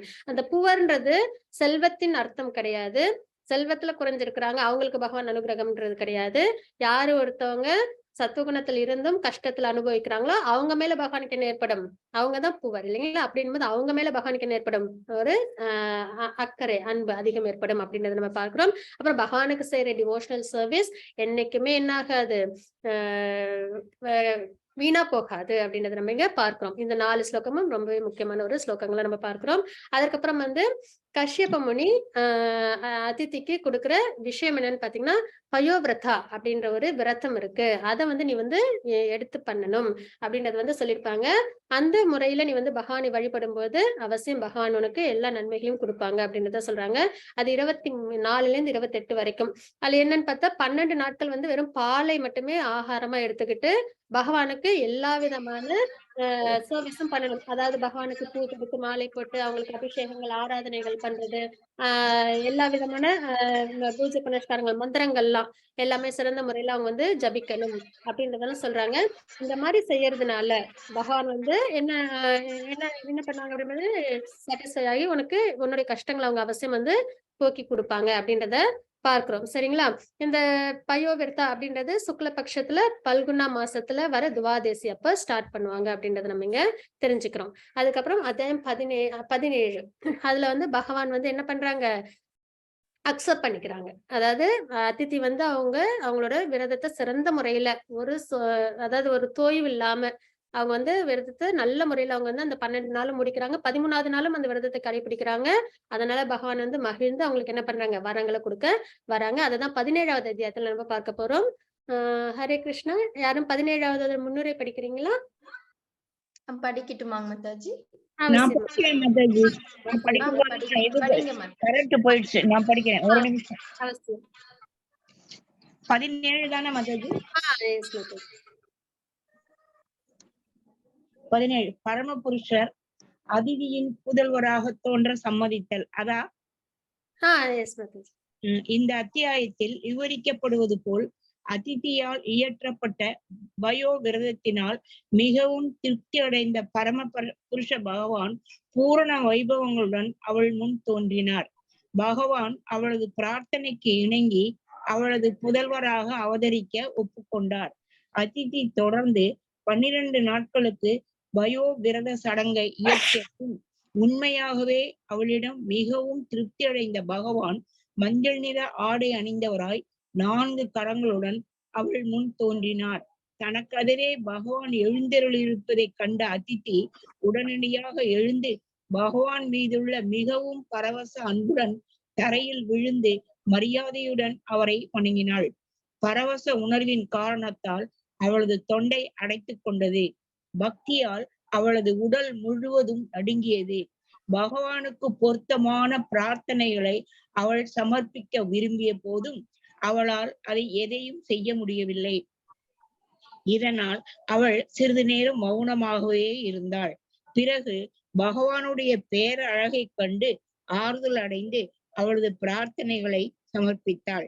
அனைத்து ஜீவராசிகளுக்கும் பரமாத்மாவாகிய முழுமுதற் கடவுள் அவளிடம் மிகவும் திருப்தி அடைந்து ஓர் அம்ச அவதார ரூபத்தில் அவளது புதல்வராக அவதரிக்க ஒப்புக்கொண்டார். கஸ்யப முனிவரின் தவங்களால் அவர் ஏற்கனவே திருப்தி அடைந்திருந்தார். இவ்வாறாக அவர்களது புதல்வராக அவதரிப்பதுடன் தேவர்களையும் காப்பதற்கு சம்மதித்தார். இவ்வாறு தமது வாக்குறுதியை அளித்த பின் பகவான் மறைந்து அருளினார். அதிதி பகவானின் கட்டளையை பின்பற்றி கஸ்யப முனிவரின் தொண்டில் ஈடுபட்டாள். அவரால் சமாதியின் வாயிலாக பகவான் தனக்குள் இருப்பதை காண முடிந்தது. இவ்வாறாக தமது விந்துவை அவர் அதிதியின் கருவினுள் புகுத்தினார். பரமபுருஷ பகவான் அதிதியின் கருவில் எழுந்திருப்பதை ஹிரண்ய கர்ப்பர் எனப்படுவோரான பிரம்மதேவர் புரிந்து கொண்டார். இவ்வாறாக அவர் பகவானிடம் பிரார்த்தனைகள் செய்தார். இப்போ நம்ம இதுக்கு முன்னாடி பார்த்தது அதிதி வந்து பிரேயர் பண்றாங்க அப்படின்றத பார்த்தோம் இல்லைங்களா? அவங்க அந்த விரதத்தை சிறந்த முறையில கடைபிடிக்கிறாங்க. இல்ல கஷ்யப்பர் எப்படி இருக்காங்க? அதிதி வந்து கஷ்யப்பர்கிட்ட முறையிறாங்க. கஷ்யப்பர் குருவா இருந்து அதித்திய வந்து தன்னுடைய டிசைபிளா வந்து அவங்க ஏத்துக்கிட்டு அவங்க என்ன பண்றாங்க, பக்தி சேவையில அவங்கள ஈடுபடுத்துறாங்க. இதுதான் ஒரு குருவோட அடையாளம் அப்படின்றத நம்ம பார்த்துக்கிறோம். இன்னொரு விஷயம் என்ன அப்படின்னு பாத்தீங்கன்னா, ஓம் நமோ வாசுதேவாய அப்படின்ற மந்திரத்தையும் அவங்க என்ன பண்றாங்க, அதிதிக்கு அவங்க கொடுக்குறாங்க. சரிங்களா? விரதத்துக்கான அந்த மந்திரத்தையும் அவங்க உச்சரிக்கிறாங்கன்றத நம்ம பார்க்கிறோம். இப்ப ஒரு குருவோட விஷயம் என்னன்னா, தன்னோட டிசைபிள பக்தியில ஈடுபடுத்தணும் அப்படின்றது. அதே மாதிரி ஒரு டிசைபிளோட கடமை என்ன அப்படின்னு பார்த்தோம்னா, அவங்க என்ன பண்ணணும், குரு கொடுத்த இன்ஸ்ட்ரக்ஷன்ஸ அப்படியே எடுத்து அதை என்ன பண்ணணும், அவங்க வாழ்க்கையில அவங்க கடைபிடிக்கணும். அந்த நிலைப்பாட்டிலும் அதிதி என்ன பண்ணிருக்காங்க, சிறந்த முறையில பண்ணிருக்காங்க. அவங்க என்ன பண்ணாங்க அப்படின்னு பார்த்தோம்னா, அவங்க பகவானுக்கு கஷ்யப்பர் கொடுத்த அதே முறைப்படி அவங்க எந்த ஒரு சின்ன ஒரு தோய்வும் இல்லாம அவங்க வந்து சிறந்த முறையில பகவானுக்கு பூஜைகளை செஞ்சு முடிக்கிறாங்க. அதாவது அவங்களோட மனதை கட்டுப்படுத்தி, அவங்களோட புலன்களை கட்டுப்படுத்தி பகவான் மேல அவங்க முழுமையா அவங்க மனதை ஈடுபடுத்தி அவங்க என்ன பண்றாங்க, பகவான் வாசுதேவர் அவங்க வழிபடுறாங்க அப்படின்றத நம்ம பார்க்கிறோம். இந்த இடத்துல பகவான் என்ன பண்றாங்க, அவங்களோட விரதத்துல வந்து மகிழ்ந்து அவங்க முன்னாடி அப்பியர் ஆகுறாங்க. 400 ஃபார்ம்ஸ்ல அவங்க அப்பியர் ஆகுறாங்க. சரிங்களா? பகவான் முன்னாடி வந்து நின்னா எப்படி இருக்கும், அதுவும் 400 ஃபார்ம்ல சங்கு சக்கர கதாபத்தோட நிக்கிறத பார்த்தோன்னே அதிதிக்கு ரொம்பவே சந்தோஷமாயிடுது. அதாவது டிரான்சென்டென்டலி ஹாப்பி அப்படிங்கிறாங்க. அவங்களுக்கு வந்து ரொம்பவே உடனே வந்து அவங்க என்ன பண்றாங்க, அவங்க தண்டவத் பிரணாம் பகவான் முன்னாடி அவங்க விழுந்து வணங்குறாங்க. சரிங்களா? விழுந்து வணங்கி அவங்களோட சந்தோஷத்தை அவங்களால கட்டுப்படுத்த முடியாத அளவுக்கு அவங்களுக்கு இருக்கு. அப்ப அவங்க நிறைய பிரேயர்ஸ்லாம் அவங்க வந்து ஆஃபர் பண்றாங்க. அதுவும் சந்தோஷம் உச்ச நிலையில பிரேயர்ஸ் எல்லாம் வந்து அவங்க சொல்றாங்க. கண்கள்ல இருந்து தண்ணீர் வருது. அவங்களோட இது இது பாடி எல்லாம் வந்து அப்படியே வந்து நடுக்கத்துல இருக்கு அப்படின்ற அந்த அறிகுறிகள்லாம் நம்ம பார்க்கிறோம். சரிங்களா? அப்ப அவங்க வந்து பகவானை நோக்கி பிரேயர் சொல்றாங்க. அந்த பிரேயர்ஸ்லயும் பாத்தீங்கன்னா ஒரு விஷயமும் அடங்கியிருக்கும். அவங்களுக்கு என்ன தேவைன்றதை அந்த பிரேயர்ஸ்ல அவங்க சொல்லியிருப்பாங்க. அதாவது ரமாபதி அப்படின்னு வந்து முறையிட்டு இருப்பாங்க. பகவான் வந்து குறிப்பிட்டிருப்பாங்க ரமாபதி அப்படின்னு. அப்பனா என்ன அர்த்தம்னா, ரமா அப்படின்றது மகாலட்சுமியோட பெயர் இல்லைங்களா? அப்ப மகாலட்சுமி என்ன அம்சமா இருக்காங்க, அவங்க முழுக்க முழுக்க செல்வத்திற்கு அதிபதி அப்படின்னு பார்க்கிறோம் இல்லைங்களா?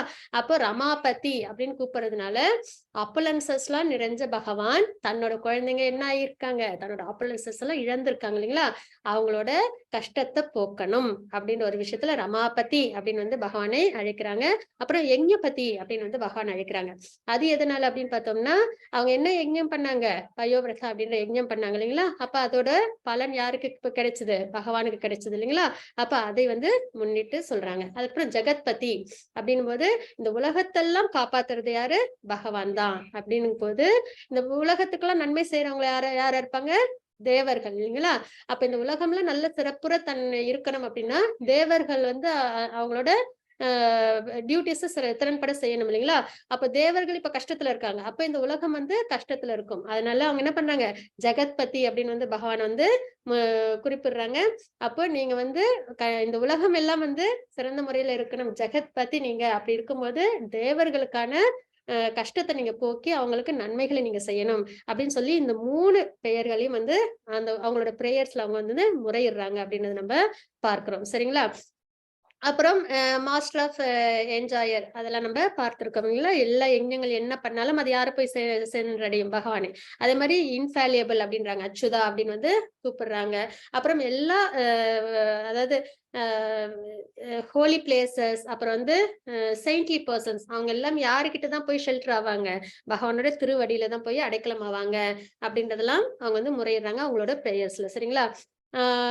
இந்த மாதிரி விஷயங்கள்லாம் கேட்டதுக்கு அப்புறம் பகவான் வந்து என்ன சொல்றாங்க அப்படின்னு பாத்தீங்கன்னா, அவங்க ரொம்பவே சந்தோஷப்படுறாங்க. அதித்தி அவங்களோட இந்த பிரேயர்ஸ் எல்லாம் கேட்டதுக்கு அப்புறம் அவங்க என்ன சொல்றாங்க அப்படின்னு பாத்தீங்கன்னா, அதுக்கப்புறம் வந்து நான் வந்து உனக்கு அதாவது வந்து அவங்க வந்து சொல்லுவாங்கன்னா, உன்னுடைய பிள்ளைகளோட செல்வங்கள் எல்லாம் உன்னுடைய பிள்ளையாலே கிடைக்கும் அப்படின்னு வந்து சொல்லுவாங்க. அப்பனா என்ன அர்த்தம், பகவான் வந்து அதித்திக்கு மகனா பிறக்க போறாங்க அப்படின்றத அவங்க வந்து குறிப்பிடுவாங்க. அதை கேட்டோடனே இன்னமும் என்ன ஆயிடுது, அவங்களுக்கு ரொம்பவே சந்தோஷம் ஏற்படுது அப்படின்றத நம்ம பார்க்கிறோம். சரிங்களா? அதற்கப்புறம் வந்து ஒரு நிமிஷம். அதுக்கப்புறம் வந்து பகவான் இதுவும் சொல்றாங்க என்ன அப்படின்னு பார்த்தோம்னா, உன்னுடைய குழந்தைகளுக்கு அந்த மாதிரி வந்து உன்னுடைய மகனாலே உன்னுடைய மகன்களுக்கு கிடைக்க வேண்டிய எல்லா விஷயங்களும் கிடைக்கும்ன்றது சொல்லுவாங்க. அதனால அவங்களுக்கு இழந்த ஆப்புலன்சஸ், அவங்க இழந்த அவங்களோட இடம், அதாவது இந்திரலோகம், அவங்களோட பொசிஷன்ஸ் எல்லாமே வந்து கிடைக்கும். டீமன்ஸ்லாம் வந்து இறந்து போறதுனால அவங்களோட மனைவிகள் வந்து வருத்தப்படுறதையும் வந்து நடக்கும் அப்படின்ற ஒரு விஷயத்தையும் வந்து சொல்றாங்க. இன்னொரு விஷயம் என்னன்னா, இதை வந்து ரொம்ப சீக்ரெட்டா வச்சுக்கணும், யாருக்கும் இதை நீ வந்து சொல்லக்கூடாது அப்படின்றதையும் வந்து சொல்றாங்க. இதெல்லாம் கஷ்யப்பர் வந்து என்ன பண்றாங்கன்னு பாத்தீங்கன்னா, அவங்களால புரிஞ்சுக்க முடியுது. ஏன்னா அவங்க முனிவர் இல்லைங்களா, அவங்களுக்கு எல்லா விஷயங்களும் தெரியும் இல்லைங்களா? அப்ப அவங்க என்ன அவங்களால புரிஞ்சுக்க முடியுது, பகவான் வந்து தனக்கு பிறக்க போறாங்க அப்படின்றது மகனா. அப்போ இப்ப பாத்தீங்கன்னா யார் யாரு, அதாவது வந்து 3 பேருக்கு வந்து பகவான் வந்து பிறப்பாங்க. ஒண்ணு வந்து வசுதேவ தேவகி, அவங்க நமக்கு தெரியும் இல்லைங்களா, பகவான் கிருஷ்ணர் வந்து அவதாரம் பண்ணாங்க அவங்களுக்கு. அதே மாதிரி விஷ்ணு கர்ப்பா, அப்புறம் வந்து சுதப்பா அப்படின்றவங்க, அவங்களுக்கு வந்து பகவான் வந்து பிறக்குறாங்க அப்படின்றது. அப்புறம் அதித்தி கஷ்யப்பர், அவங்களுக்கு வாமனனா வந்து பகவான் வந்து பிறக்குறாங்க. அப்ப 3 ஆனா இவங்க எல்லாருமே ஒரே கப்பல்ஸ் தான். வசுதேவ தேவகியா இருந்தாலும் சரி, அதித்தி கஷ்யப்பர் இருந்தாலும் சரி, இவங்க எல்லாரும் ஒரே கப்பல்ஸ் தான். ஆனா அவங்களுக்கு 3 முறை வந்து பகவான் வந்து அவங்க செஞ்ச அந்த தவத்தின் வலிமையினால பகவான் வந்து அவங்களுக்கு பிறப்பாங்க அப்படின்றத நம்ம இங்க தெரிஞ்சுக்கிறோம். அப்ப இங்க என்ன ஆகுது அப்படின்னு பாத்தீங்கன்னா, கஷ்யப்பருக்கும் அதித்திக்கும் பகவான் வந்து வாமனனா வந்து பிறக்குறாங்க அப்படின்றத நம்ம பார்க்கிறோம். இன்னொரு அத்தியாயம் பார்க்கலாமா? நேரம் இருக்குங்களா அவங்க எல்லாருக்கும்?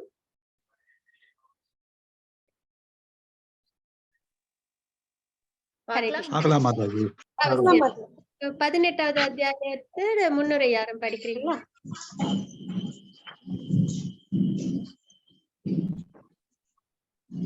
மாதாஜி? 18வது அத்தியாயம் 8.18. ஓகேங்க மாதாஜி. முன்னுரை. ஹரே கிருஷ்ண மாதாஜி. இந்த அத்தியாயம் பகவான் வாமன தேவர் எப்படி தோன்றினார் என்பதையும், பலி மகாராஜனின் யாக அரங்கிற்கு அவர் எப்படி சென்றார் என்பதையும், பலி மகாராஜன் எப்படி அவரை நன்கு வரவேற்று அவர் யாசித்ததை அளித்து அவரது விருப்பத்தை நிறைவேற்றினார் என்பதையும் விவரிக்கிறது.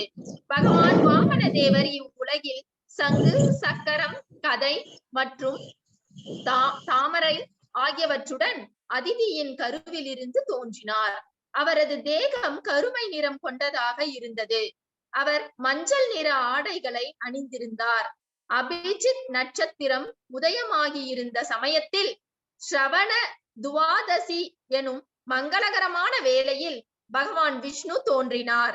அப்போது உயர் கிரக அமைப்பு, பரவலி மற்றும் இந்த பூமி ஆகியவை உட்பட உலகங்களிலும் தேவர்கள், பசுக்கள், பிராமணர்கள் மற்றும் பருவ காலங்களும் கூட பகவானின் தோற்றத்தால் மகிழ்ச்சி அடைந்தனர். எனவே மங்களகரமான இந்நாள் விஜயா என்று அழைக்கப்படுகிறது. சத் சித் ஆனந்த உடலை கொண்டவரான முழுமுதற் கடவுள் கஷ்யபருக்கும் அதிதிக்கும் முதல்வராக தோன்றிய போது அவரது பெற்றோர்கள் மிகவும் ஆச்சரியமடைந்தனர். அவரது தோற்றத்திற்கு பிறகு பகவான் குள்ளமான வாமன ரூபத்தை மேற்கொண்டார். தங்களது மகிழ்ச்சியை வெளிப்படுத்திய பெரும் முனிவர்கள் எல்லோரும் கஷ்யப முனிவரின் முன்னிலையில் பகவான் வாமனரின் பிறப்பு சடங்கை நிறைவேற்றினர். பகவான் வாமன தேவரின் புனித நூல் சடங்கின் போது அவர் சூரிய தேவன், பிரகஸ்பதி, பூமாதேவி, ஸ்வர்கலோகங்களுக்குரிய அதிதேவதை, அவரது தாயார் பிரம்மதேவர், குபேரன் மற்றும் 7 ரிஷிகள் முதலானவர்களால் கௌரவிக்கப்பட்டார். வாமன தேவர் பிறகு பிருகு வம்சத்தை சேர்ந்த பிராமணர்கள் யாகம் இயற்றிக் கொண்டிருந்த நர்மதா நதியில் வடக்கில் பிருகு கச்சம் எனப்படும் இடத்தில் நிறுவப்பட்டிருந்த யாக அரங்கிற்கு சென்றார். பகவான் வாமனதேவர் வைக்கோலினாலான ஒரு கச்சையையும், மான் தோளான ஒரு மேலாடையையும், ஒரு புனித நூலையும் அணிந்திருந்ததுடன் அவரது கரங்களில் ஒரு தண்டம், ஒரு குடை, ஒரு கமண்டலம் ஆகியவற்றை ஏந்தியவராய் பலி மகாராஜனின் யாக அரங்கில் தோன்றினார். அவரது தெய்வீக தன்மையுடைய பிரகாசமான தோற்றத்தினால் வேதியர்கள் அனைவரும் தங்களது பொலிவை இழந்தனர். இவ்வாறாக அவர்கள் அனைவரும் தங்களது இருக்கையில் இருந்து எழுந்து பகவான் வாமன தேவரை துதித்தனர். பகவான் வாமன தேவரின் கால் விரலில் இருந்து உற்பத்தியாகும் கங்கை நீரை சிவபெருமான் கூட தமது தலையின் மீது தாங்கிக் கொள்கிறார். ஆகவே பகவானது பாதங்களை கழுவிய பின் அந்நீரை பலி மகாராஜன் உடனே தமது தலை மீது தாங்கிக் கொண்டார். இதனால் தானும் தமது முன்னோர்களும் பெருமை அடைந்ததை உணர்ந்தார். பிறகு பகவான் வாமனதேவரின் நலனை பற்றி வினவிய பலி மகாராஜன் தனம், ஆபரணங்கள் அல்லது அவர் விரும்பக்கூடிய எதையும் தன்னிடமிருந்து கேட்டு பெறுமாறு பகவானை வேண்டினார். Hare Krishna. Hare Krishna Mataji. Thank you so much Mataji. Hare Krishna. இப்ப இந்த அத்தியாயத்துல நம்ம என்ன பார்க்கிறோம் அப்படின்னு பாத்தீங்கன்னா, பகவான் வாமனரா அவதாரம் எடுக்கிறாங்க அப்படின்றத நம்ம பார்க்கிறோம். ஃபர்ஸ்ட் என்ன ஆகுது அப்படின்னு பாத்தீங்கன்னா, பகவான் எப்படி கிருஷ்ணரா வரும்பொழுது 4 கரங்களோட வந்தாங்களோ அதே மாதிரி இந்த வாமன அவதாரத்திலயும் பாத்தீங்கன்னா ஃபர்ஸ்ட் 400 ஃபார்ம்ஸ்ல வருவாங்க. பார்த்தோன்னா அதிதிக்கு பயம் வந்துடும். அதற்கப்புறம் பாத்தீங்கன்னா அடுத்த கொஞ்ச நேரத்துல என்ன ஆயிடுவாங்க அப்படின்னு பாத்தீங்கன்னா குள்ளமா பிராமணனா அழகா கியூட்டா வந்துருவாங்க பகவான். சரிங்களா? இந்த ஒரு நிலைப்பாடு ஏற்படும். இன்னொன்னு, பகவான் வராங்க அப்படின்னாலே கண்டிப்பா என்ன இருக்கும் அந்த இடத்துல, சகல விதமான ஐஸ்வர்யங்களும் நிறைஞ்சிருக்கும் இல்லைங்களா? அதாவது கஷ்யப்பரோட ஆசிரமம் அவ்வளவு பிரகாசமா இருந்தது அப்படின்றத நம்ம பார்க்கிறோம். இதெல்லாம் 1ல இருந்து 12 உள்ள ஸ்லோகங்கள் வரைக்கும் இதை எக்ஸ்பிளைன் பண்ணிருப்பாங்க சுகதேவ கோஸ்வாமி பரீட்சித் மகாராஜுக்கு. சரிங்களா? அப்போ அவங்க பகவான் அவதாரம் எடுக்கிற நேரத்துல கஷ்யப்பரோட ஆசிரமமே பிரகாசமா இருக்கு.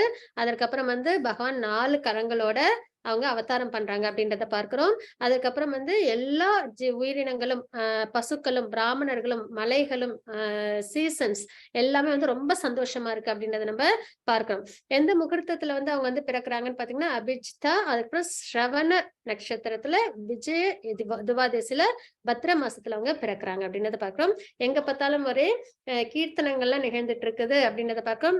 வானத்துல இருந்து பூக்கள்லாம் வந்து மழையா பொழியுது அப்படின்றத பாக்குறோம். அதித்தியோட நிலைப்பாடு வந்து ஃபர்ஸ்ட் பகவான 4 கரங்களோட பார்த்தோன்னே அவங்க ஷாக் ஆகுறாங்க. ஆனாலும் வந்து கஷ்யப்பர் வந்து ஜெய ஜெய அப்படின்னு வந்து அவங்க பிரார்த்தனை பண்றாங்க அப்படின்றத பார்க்கிறோம். இப்போ பகவான் வந்து அடுத்த கொஞ்ச நேரத்துல என்ன ஆயிடுறாங்க, ஒரு சின்ன பிராமணனா அவங்க தன்னை உருமாத்திக்கிறாங்க அப்படின்றத நம்ம இங்க தெரிஞ்சுக்கிறோம். சரிங்களா? இதெல்லாம் பகவான் பிறக்கும் போது ஏற்படுற நிகழ்வுகள். இதுல வந்து 1-2 ஸ்லோகங்கள், அதாவது 2-3 இந்த 2 ஸ்லோகங்களையும் பாத்தீங்கன்னா பகவானோட திருமேனி அழகை வந்து விளக்குற ஸ்லோகம். அதையும் நம்ம வந்து அவசியம் நம்ம படிச்சுக்கணும். சரிங்களா? அதுக்கு அடுத்தது 20-28 வரைக்கும் பாத்தீங்கன்னா இப்போ பகவான் வந்து வாமன அவதாரம் எடுத்திருக்காங்க. என்ன பண்ணணும் அடுத்தது அவங்க அவங்களுக்கு வந்து இதற்கு முன்னாடி என்ன ஆகுது அப்படின்னு பாத்தீங்கன்னா, அவங்க பிறந்த உடனே அவங்க அவதாரம் எடுத்த உடனே என்ன ஆகுதுன்னு பாத்தீங்கன்னா, எல்லாரும் தேவர்கள் எல்லாரும் வந்து என்ன பண்றாங்கன்னா, அவங்களுக்கு நிறைய கிஃப்ட், ஏன்னா குழந்தை பிறந்த உடனே அவங்களுக்கு எல்லா கிஃப்ட் கொண்டு வந்து கொடுத்து பாப்பாங்க இல்லைங்களா? அந்த மாதிரி எல்லா தேவர்களும் வந்து பகவானுக்கு கிஃப்ட் கொடுக்குறாங்க. என்னன்னு பாத்தீங்கன்னா, சூரிய பகவான் வந்து காயத்ரி மந்திரத்தை வந்து உச்சரிக்கிறாங்க. அதே வந்து பிரகஸ்பதி அவங்க வந்து சாக்ரெட் த்ரெட், அந்த இது பிராமணர்கள் இது போட்டுப்பாங்க இல்லைங்களா, அந்த கயிறு கொடுக்குறாங்க. எஸ் மாதாஜி, தேங்க்யூ. பூணூல் கொடுக்குறாங்க. அதுக்கப்புறம் வந்து கஷ்யப்பர் வந்து பெல்ட், ஸ்ட்ரா பெல்ட் அது கொடுக்குறாங்க அப்படின்றத பார்க்கிறோம். அப்புறம் பூமி மாதா வந்து மான் தோல் கொடுக்குறாங்க. அதுக்கப்புறம் சந்திரன் வந்து தண்டம், பிரம்மச்சாரிகள் தண்டம் வச்சுப்பாங்க இல்லைங்களா, அது. அதித்தி வந்து பகவானுக்கு உடுத்துற உடை கொடுக்குறாங்க அப்படின்றத பார்க்கிறோம். அப்புறம் வந்து ஹெவன்லி டெய்டிஸ், அதாவது தேவர்கள் எல்லாரும் சேர்ந்து குடை கொடுக்குறாங்க. வாமன அவதாரத்துல பகவான் அழகா குடை வச்சிருக்காங்க இல்லைங்களா, அந்த குடை கொடுக்குறாங்க. அப்புறம் 7 சேஜஸும் வந்து தர்பை புல் வந்து அவங்களுக்கு கொடுக்குறாங்க. அப்புறம் பிரம்மா என்ன கொடுக்குறாங்க அப்படின்னு பாத்தீங்கன்னா, வாட்டர் பாட், கமண்டலம் கொடுக்குறாங்க. அதுக்கப்புறம் வந்து சரஸ்வதி என்ன கொடுக்குறாங்கன்னா, ருத்ராட்ச மாலை கொடுக்குறாங்க. அதுக்கப்புறம் வந்து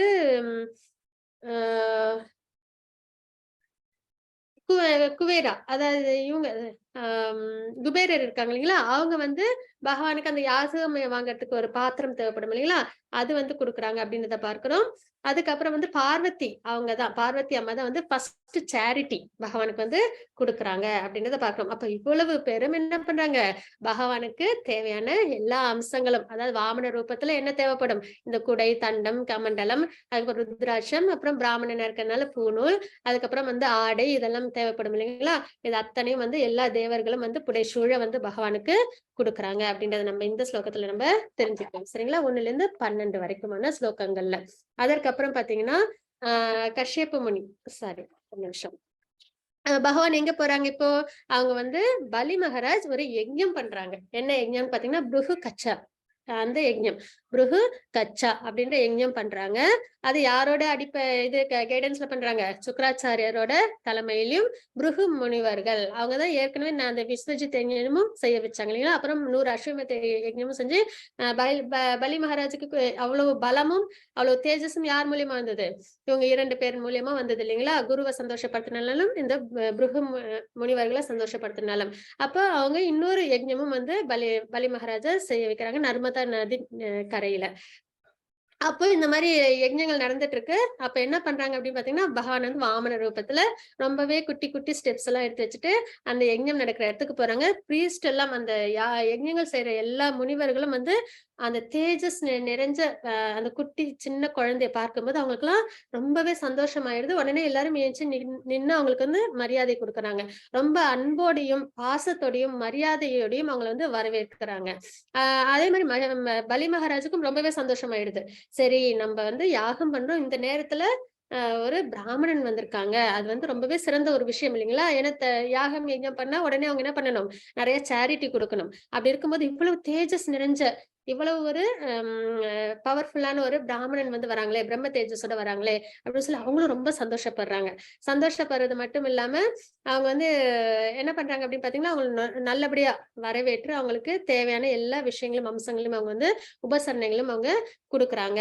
அப்படி கொடுக்கும் போதே பலி மகாராஜுக்கு தெரிஞ்சிருது, இது வந்து பகவான் விஷ்ணு, அது அதாவது வர்றது பகவான் விஷ்ணுன்றது தெரியுது.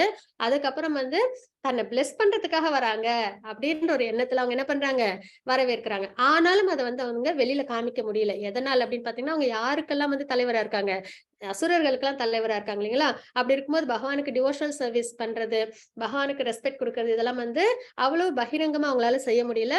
ஆனா அவங்க யாரோட பேரன், பிரகலாத் மகாராஜோட பேரன் இல்லைங்களா? இருந்தாலும் அவங்க மனசுல அவங்களுக்கு பகவான்றது தெரியுது. அப்புறம் வந்து அவங்களுக்கு சர்வீஸ் பண்ணுன்ற எண்ணம் எல்லாம் இருக்கு. இருந்தாலும் அவங்க என்ன பண்ணாங்கன்னா, பகவான் அவங்க சர்வீஸ் பண்ணாம ஒரு பிராமணனுக்கு ஒரு அரசன் செய்யற அளவுக்கு அவங்க என்ன பண்றாங்க, சர்வீஸ் எல்லாம் அவங்க பண்றாங்க. இதை பகவானாலையும் புரிஞ்சுக்க முடியுது அப்படின்றத பார்க்கிறோம். அப்போ பிராமணர்கள் வந்தோடனே என்ன பண்ணுவாங்க, அவங்க பாதத்தை வந்து தீர்த்தத்துல அலம்பி விடுவாங்க இல்லைங்களா?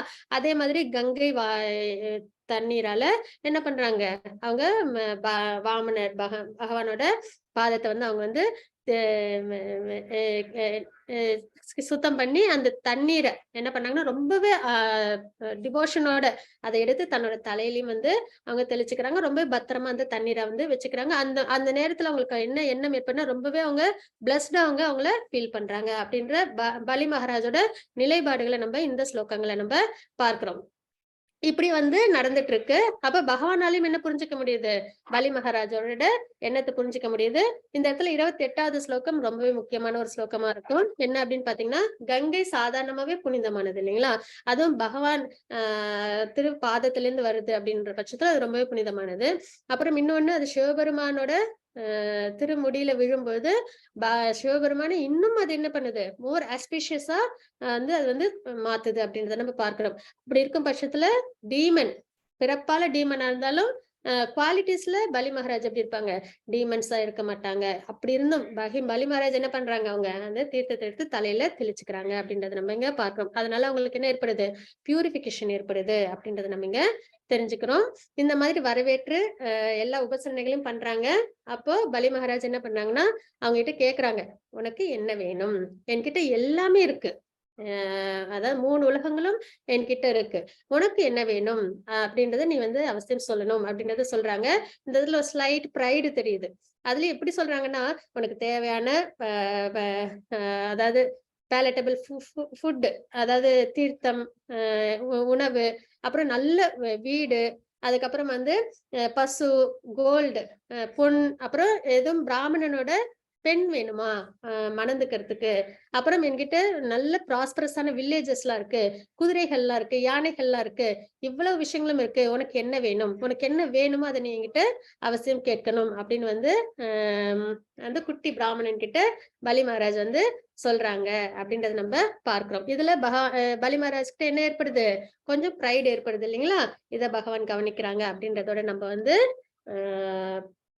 பார்ப்போம். இதற்கப்புறம் என்ன அப்படின்றது நெக்ஸ்ட் வீக் பார்ப்போம். இதற்கு 18வது அத்தியாயம் வரைக்கும் நம்ம பார்த்திருக்கிறோம். வாஞ்சா கல்பத்தருபஸ்ய கிருபா சிந்துபயவச்ச பதிதானாம் பாவனேபி வைஷ்ணவோ நமோ நமः. அனந்த கோடி வைஷ்ணவருக்கு ஜெய், ஸ்ரீல பிரபுபாத்க்கு ஜெய். ஹரே கிருஷ்ணா. ஹரே கிருஷ்ணா மாதாஜி. ஹரே பிரணாமம். கிருஷ்ணா. ஹரே கிருஷ்ணா மாதாஜி.